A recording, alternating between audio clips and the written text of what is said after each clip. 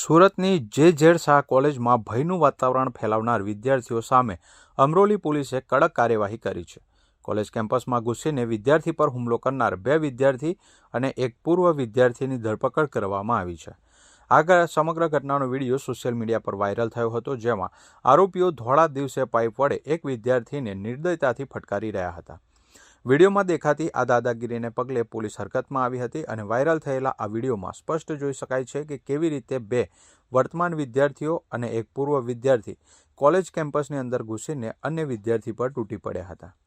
હુમલાખોરોએ pipe જેવા હથિયારોનો ઉપયોગ કરીને વિદ્યાર્થીને બેરહેમીથી માર માર્યો હતો.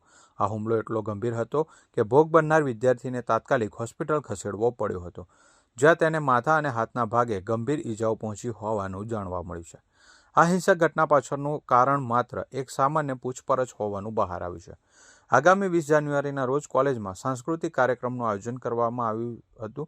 આ કાર્યક્રમ અંગે જાણકારી કેમ આપવામાં આવી નથી તેટલી નજીવી બાબતે 2 જૂથો વચ્ચે વિવાદ સર્જાયો હતો.